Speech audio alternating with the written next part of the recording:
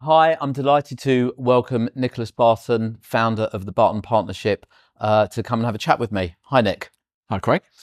Thank you for doing this. Pleasure. Our relationship started in 2011, I think, between Technica and the Barton Partnership, when you were 9 or 10 members of staff. Yeah, that's right. And I know we went from 2011 to 2017, and then you took the awful decision to move away for a couple of years. Yeah. And then you came back because you realised the error of your ways. That's exactly what happened. Right. And I think we're 10,000 tickets later. Wow. That's how many have been raised in those years. Yeah. Just give us a sense of where the Barton Partnership is now, because I think you're a little bit bigger than you were back then. Yeah, so we're just shy of 100 people now across 5 offices globally. And you know, for clarity, we moved away because of the international expansion, and at the time, you know, you guys weren't quite ready for that, and obviously it had evolved in the time that we weren't with you, which enabled us to come back, right? And it was the 24/7 side of things that we right. And I think, you know, it was a difficult decision, obviously, because we you know, we've got a good relationship, but we really needed that global coverage to support our international growth. And yeah, listen, you know, it was a painful transition out. We started working with another firm, and you know, unfortunately, that didn't work out, and it highlighted the strength of the Technica proposition, which is why we came back. Glad you said it, so I didn't have to kind of lead you that way. Yeah. One of the things that has always struck me about you more than the company is your attitude towards securing your data, and ensuring that you are as secure as you can be. Yeah. In many ways, you were ahead of the curve on that. You know, obviously, cybersecurity has been a big thing now for a few years, but you've been at the forefront of it from the beginning. You've always wanted to lock down your data. Yeah. I remember we blocked USB ports from working. Yeah. And one of the things that, as a client, you've been so good at is when we make recommendations and when we explain to you the plus side of those recommendations, whilst you're never happy with cost, you've always gone ahead with them. Yeah. So maybe talk a little bit about how we work in terms of the status meetings that we have and how it's a proper partnership between us. Yeah. I think, you know, again, it's such an important element to our business, and, you know, it's a crucial element because, you know, the Barton Partnership is a recruitment company. We retain a lot of information on individuals. And so, you know, security has to be, you know, right at the top for us. You know, I came from a world where, you know, the security aspect of my previous company wasn't as strong as it should have been and could have been. And so, you know, that was a learning point for me when I started the Barton Partnership. And I like to think about it as a healthy paranoia, right? You know, for me, I always think that trust is a luxury that any business owner can't afford. And, you know, the information that we store in our system is crucial to not only the personal details of the information, the people that we support, candidates, clients, etc. You know, not just from a GDPR perspective, but also just in terms of building a business. And so, you know, I've always had to be very, very mindful around information theft. And, you know, whilst you can never completely eradicate the opportunity for people to take information or for information to leave the company, you also don't want to make it easy for them either. So disabling USB ports, obvious. You know, tracking sort of emails with attachments again. You know, these are all sort of standard procedures, I think, that any sensible company should adopt, especially in our line of work. And I think one of the things about Technica, and I think why the relationship has been so good over the years, is because you've shared my paranoia around this. And so, you know, when I think about, you know, working with an IT support company, it was never about, you know, can you fix a printer or help us get online? it's Hang on one second, which we can. Carry on. Brilliant, as you do. But it's also about just making sure that, you guys have got your finger on the pulse. We live in a world where... You've definitely put your I would say you're one of our clients that have pushed us to make sure that we are right at the forefront of the cybersecurity space, which we've loved. Yeah. Well, I think it's important because it's an ever evolving world of threat that could happen at any time. And it'd be very easy to think, well, it will never happen to us because we're a small company. But schools are getting locked out of their databases. It's the size of company is almost irrelevant. It could actually happen at any time, and that sort of ransomware scenario is one of the many things that keeps me up at night. And so, if we can't access our data, we don't have a business. Yeah. And so making sure that we were bulletproof and are bulletproof and have that sort of Fort Knox mentality has always been at the forefront of making sure that our technology was where it needed to be.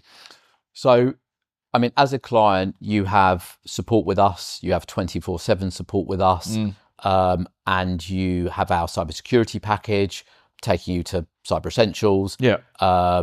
And you've also just gone with our 24/7 SOC as well. So if there is, God forbid, a cybersecurity breach, we understand that the hackers might not just do something between 9 and 5:30 these days. Yeah. They might be inconvenient and do something at 7 o'clock at night. Yeah. We need to be alerted to that. Yeah. There is one person in your organisation that has caused us a couple of hearts in mouths moments. Right. Do you care to tell us who that person was? Well, I'd like to know who that person is. So talk to me about when you walked out of your office and called an Uber. So, right, okay. This is the bit we can start editing, right? That's when it goes off piste. Right, so let's start again with that one. So what's the question you want to ask? Well, I think the better question to ask is when have you needed it? Talk to me about scenarios that have come up. Okay, so in case we don't edit it, the better question is, yes. Talk to us about scenarios where you've required that kind of proactive security response from us. Well, I think that if I think about, we've had 3 significant scenarios over the last few years where if it wasn't for the level of security that we'd have in place, we would have had a real problem.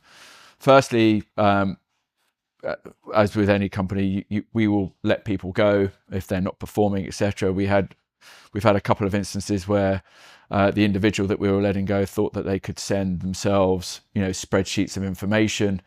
Again, if it wasn't for the software that we had in place, we wouldn't have known, we wouldn't have stopped it, we wouldn't have caught it.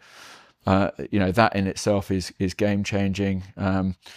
So we've had a couple of those incidences. I think, as you've always said, it won't be stupid people that are the threats to the business. It's the people that are very busy. And there was an email a couple of months ago that I clicked on, and I'm the most paranoid when it comes to these emails. And I literally wasn't paying attention, and I looked at it, clicked on the link, and sure enough, it was a scam email and one that caused a threat. And within 2 seconds, you're on the phone saying, "Have you just opened an email?" And I said yes, and clearly, obviously, it's flagged up on your system that it's the conversation was a bit different, but I don't think we should use some of that language here. Well, no, there was definitely quite a few expletives and sort of panic moments, but the point was that you guys were on it pretty quick. And so what actually flashed up there was we got an alert to say that you had logged in from London, and you had logged in from somewhere thousands of miles away within a couple of minutes with each other. So we got an unlikely travel alert. So the first question I asked you is, what country are you in at the moment? And as soon as you said London, and we stopped the account, and before anything had happened. No, it was listen. I mean, it was great because we caught it, and obviously that again is, it's one of those scenarios where you could let anything into the system that could just wreak havoc with our business. And, any level of business interruption is going to, for a recruitment company that can't operate, any aspect of interruption costs money. So, and it is interesting what you say, because we obviously, as an MSP, we see all sorts of people clicking on all sorts of emails. They've all got one thing in common. They're all at the higher end of the company. Yeah. It's Yeah, and I was annoyed with myself, but at the same time, it's, some of these emails that you get through now, they're just so convincing. I mean, you really have to look at the detail just to see actually is it. And even then, you get a level of anxiety now with these things that, I'm about to open up something that actually isn't a DocuSign, right? Yeah. Or something else that could actually be, something malicious. And then we've had numerous instances where we've had, people go to the pub after work and their laptops are in a bag and their bags are stolen. And again, that's a threat that we've always got to be mindful of. So obviously every laptop is effectively a dumb terminal with authenticator software on it that will prevent anyone from stealing any data, and it just eradicates any threats there. And all Intune joined, so we've got mobile device management. I mean, we must have had at least a dozen laptops stolen now at various locations in London, just from people going out with their friends. So that's frustrating. And then, of course, Can you not ground your staff and say you're not allowed to go out after work? Well, we did. We actually, funny enough, we banned one of the venues because it seemed to be happening a lot at one particular venue. So I banned my tab at that venue because I was like, there was no way I was giving them my money to spend on drink, and at the same time, I'm forking out for laptops every 2 minutes. I mean, it was just something a bit dodgy about that place. But anyway, we were probably buying the laptops from them. Yeah, exactly. It's like in one door and out the other, then coming back around the front again, saying, "Here's another laptop." Yeah, great. Yeah, we were upset when you great said idea.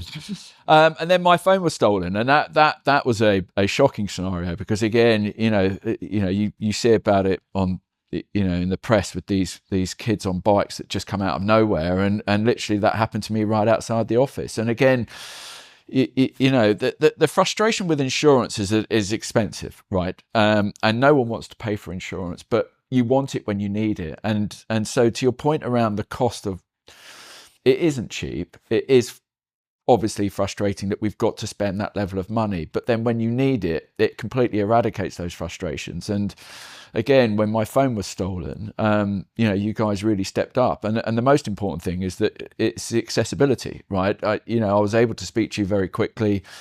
Naively, my phone, I never even considered my phone being something that would ever be stolen because it's constantly in my hand. I mean, I can run my life from my phone. If it's not in my hand, it's in my pocket. No one's going to steal it, right? And sure enough, literally as I came out the office, I didn't even hear this person coming and the phone's gone out of my hand. And it's, horrific feeling, absolutely horrific, because you're cut off from the world. And so, And also you've got the shock of the fact that you've just been mugged. Yeah, well, so you need to process that, and everything's got to kick in quickly to know, from a security perspective, what do I do now? Yeah, and again, fortunately, we got through to you. Managed to get a new phone that evening, and by 10 o'clock the next day, I'm back online and everything's reestablished again. And there were some learnings from that, obviously, which I've now taken on board and put into the replacement phone that I now have. But again, it's without the support that we had in place, that would have been a real problem, because the banking details for the company, the authorization of payments, etc., payroll, all of that stuff, my family's passports, everything was on the phone. Yeah, I mean, pictures of your kids and stuff exactly. like that. I mean, it was that. It's one thing to be mugged, but it's another thing when you think about actually the repercussions of someone actually getting into your phone, and that was worst case scenario. And because of course you've taken your phone out to call an Uber, so the phone is unlocked. Yeah. Well, literally, so as they take it, the phone is unlocked. Yeah, well, exactly. And luckily, look, I mean, I've been very fortunate in the fact that it would appear that it was one of these thefts where they literally want the phone for the phone itself and not for the information on there. And so there's been no repercussions since then, but, lessons learned. So I think, all in all, is it right to be paranoid about security? It is. Is it cheap? It isn't. But the reality is, when you need it, you're going to want it. And unfortunately, we've had just one too many instances now over the last few years where we've needed it for various reasons, not just for one. So with the cybersecurity package that you've taken out with Technica, that aligns you with CE and CE+, you get things like the user awareness training. We're checking your firewall logs. we're doing a hardware inventory, so we know where all your devices are at all times. How strict are you? Because all of these things comes down to education. Everything comes down to education. If you can trust your team not to click that email, or not to take their phone out when, you know, they're near a pavement and someone can take it and stuff like that, these events don't happen. But you can't. You can't. You can't. So how strict are you at enforcing the user awareness training at the Barton Partnership? Well, I mean, look, you know, any new starter that comes into the business will go through it. You know, is there a constant initiative in the business to refresh, remind people? No.